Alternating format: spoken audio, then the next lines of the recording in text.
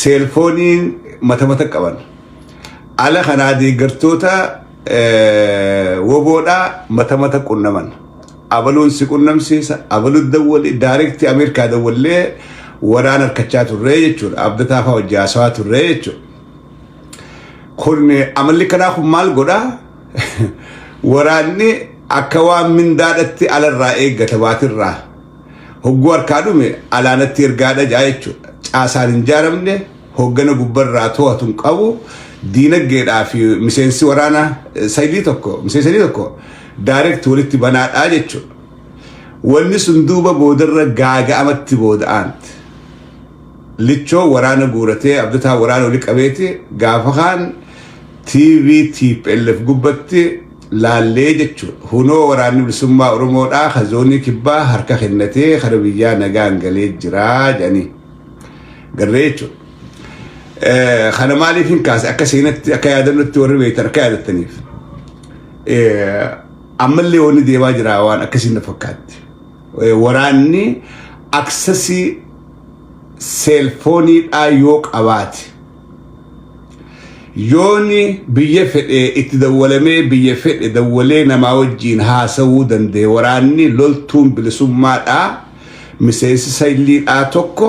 hoggana isaatiin alatti lafa alaa nama barbaadu hundaa'u yoo qunname yoo odeessa dabarsuu danda'e yooni gargaarsa diinagdeedhaa arkachuu danda'e waraanni kun boodarra karaa shiftatti jijjiirama dhaamsi kiyya hogganoota waraana bilisummaa Oromoodhaatiif dhageeffadhaa jala keenya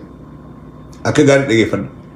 waraanni kun karaa shiftaadha jijjiirama maaliif gargaarsa diinagdeedhaa ala arkachuu danda'a odeessa information waraana keessa jiru nama alaa hundaaf kennuudha danda'a alarraayis odeessa arkachuudha danda'a waraanni kun waraana buxan qabne tahaa jechuudha waraana buxan qabne waraana tartiiban qabne waraana hogganan qabne waraana boodarra shiftoomee mataa irratti hafu tahaa jechuudha akka dhageeffadha waan dhiyeenya kana ta'e hojii walitti hidhuu barbaada waan ammaan tana waan hin kalee dubbadhe garii waan Noorth Ameerikaa keessatti deemu jirarraa hin dubbachuu barbaada dhageeffadha arra guddina teeknooloojiidhaatii wajjiin waraanni keenya hundinuu seelfoonii yookaan silkii harkaa tana harkaa qaba addunyaa kanarraa sooshaal miidiyaa walitti hidheeti immoo waasaappii miseenjara telegiraamii karaa fedheen nama alaa kana qunnamuu danda'a jechuudha waan ala kanatti ta'ee an arge namoota ala kanaa dhageeffadha akka gaariitti namoota ala kanaa deeggartoota adda bilisummaa Oromoo yookaan deeggartoota waraana kanaa fakkaatanii seelfooniidhaan biyyatti waraana dubbisan feestaayimiidhaan waraana biyyatti dubbisan kan waraannis biyya keessaa amanee miseensa illiidhaa feestaayimii dawwalee hunoo arra kanarra jirra arra kana goone dhukaasa kanaa goone injifannoo kanaa galmeessa jeetti jirraattiin namni kun garuu gooliin inni qabu odeessa waraana kanaa arkatee mootummaadhaaf gabaasee waraana kana adamsiisuudha dhageeffadha fakkeenya gabaasii kennu mucaa gurbaa eenyu jaarsa Awustiraaliyaa ta'an daflaal yeroo dheeraa waraana dhiha jiru feestaayimiin dawwalee dubsaa ture bo'aadha hunoo waraana keenya laalaa waraana keenya gargaaraa arra zoonii kibbaatiin dubbise hunoo laalaa yeroo feestaayimii dubbisaadhaa ture laalaa jee footoo maxxansee dubbisaadhaa ture daflaal arraantana piippiidhaa jechuudha abii malee lubbuun na keessaa haa baatu warra juu keessaa warra kanaa kanaatu warra akkasaa kanaatu hedduun warri hafee warri ala kana taa'ee ammallee waraana bilisummaa Oromootii wajjiin haasawee qabsiisaadhaa jiruutu jira dhageeffadha warreen ala kanaa maallaqa ol qabdanii waraana gargaareettan warreen biyya keessaa waraana hogganneettan yoon akka tasaa waraanni bilisummaa Oromolleen dhageessanii seentanii viidiyoo kana dhageeffattan namni ala jiru ka maallaqa isinii baasu hundinuu fira keessanii miti maallaqa kaayyoodhaaf isin adamsuudhaaf isin billeessuudhaaf baasuudhaatu malchiisa ijji teessa maallaqa qofa laaluu hin qabdu maallaqa qofa laaluu hin qabdu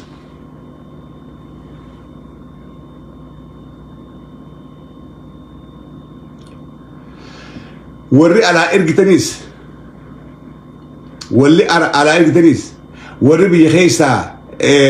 warri alaa hundinuu deeggartoota keenya maallaqa wal qabin wargaa'insi yaaddanis jara keenya namni wal keessa jira namni waan itti amanuuf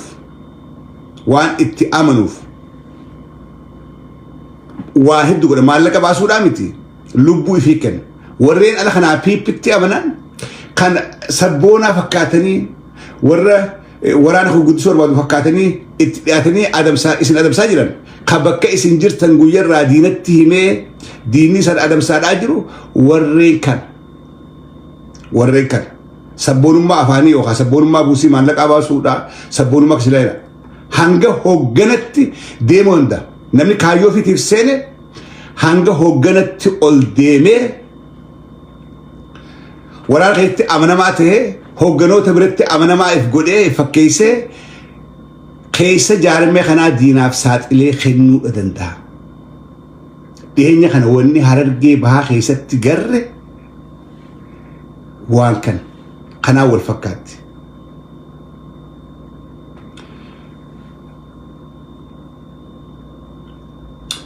Komantiin nan dabarsituu niin dubbisa komantii hundaa'anii artist Nuwo Gobanaadhaa boqotee horeettan dhagaadhaan jiru yoo dhugaa taate anan gammaan tanaa hin dubbifne hedduudhaan gaddaa yoo dhugaadhaan boqotee jiraate garuu let me make my point finish my point and I'll get back to it. Nama tokko du'e net haasa'u osoo hin ta'in konfirm godhuu qabu dura laayivii gubbatti nama kanaatu boqotee jee dubbachuu dura konfirm godhuudhaan qaba maaliif wanni kanaa hedduudha deemti namuma du'a namaa himuudhaaf qophaa'ee taa'u jira rabbiin dhugaan godhini yoo dhugaa taate rabbiin jannata haa kennuu fi rahmata haa godhuu fi aalii isaa haa sabbarsiisu yoo dhugaan ta'in garuu wanni kanaa ololli kanaa sasamee hubatii deemaa san konfirmin goone yoo ta'e Nuwo Gobanaa nama qabsaa'aa keenya nama umrii isaa Oromoodhaaf lallabaadhaa Oromoodhaaf iyyaadhaa ture rabbiin jannata haa qooduuf silaa duuta karaa keenya irraa lafnu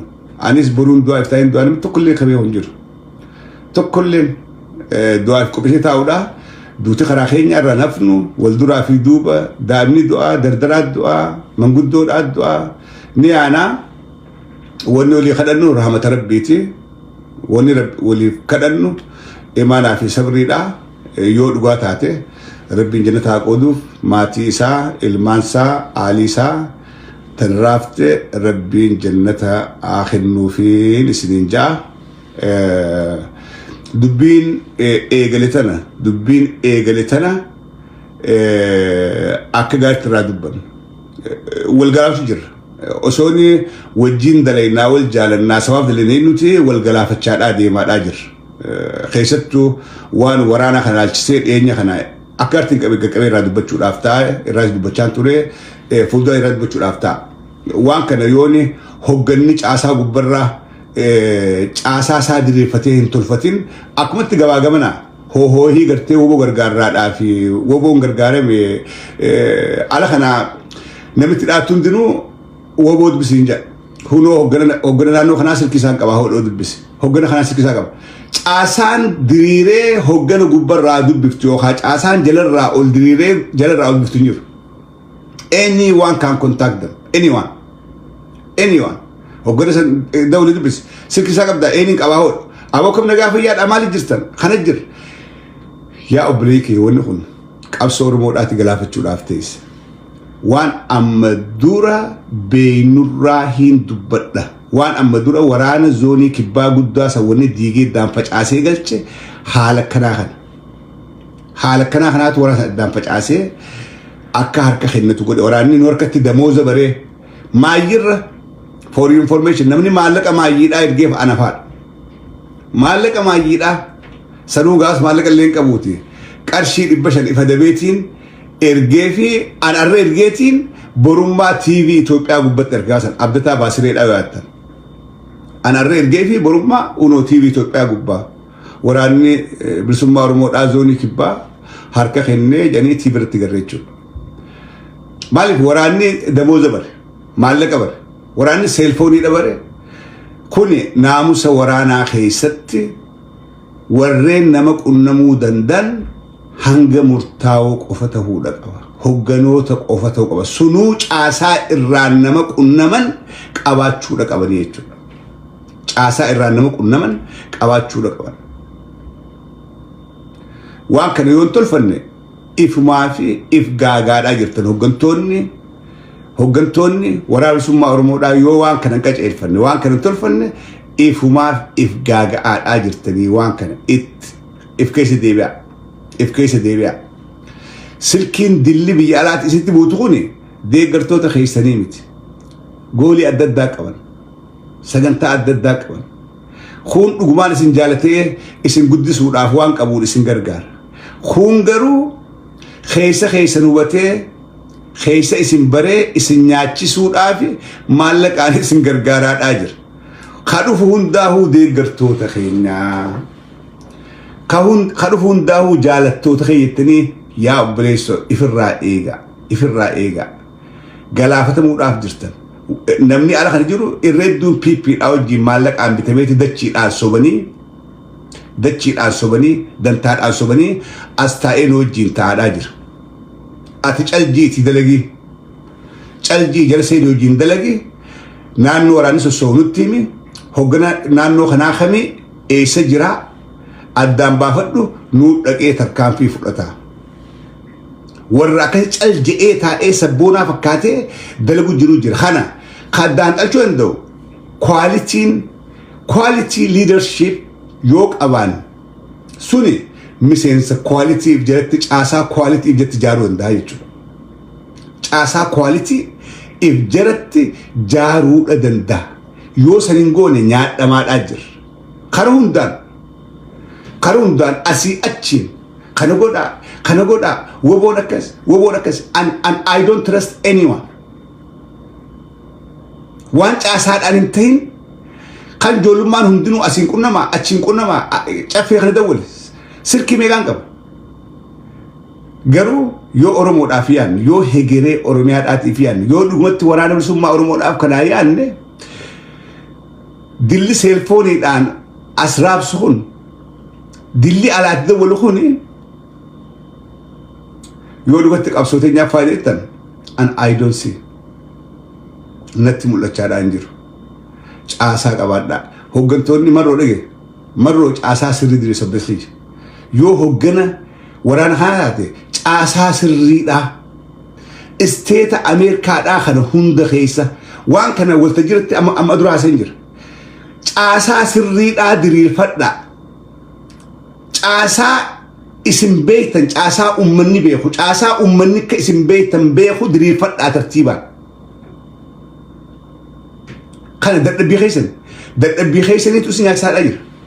dadhabbii keessaniitu akka diinni harka isin keessa galfatee gamaa gamanaa isin nyaatu isin godhaa jira maal ijaarree nuti dhufnee gaafeetu na keema dura isinuu maal ijaartanii oboon gargaarree hay yooni diinniif jaa isin dhufee yoon an caffeeraan caasaa diinaa jaaree jalatti caasaa oboo gargaaru godhee isinit dhufee marroo direct contacting godha gammachuu direct contacting godha silkinaaf kete waraana cufa yooni bakkitti contact godhe ana akkamiin na amantan yoon caasaan isiniin hin taane yoo isiniin goone akkamitti warra alaa kana amantan wanni isunmaan uhaati wal kaasaa wal jaraatti hootaan qunawetan sunis dogoggor nama amantan isinii godhatee namni sun akka amanutti caasaa kana sirritti jaaruu qabaa jechuudha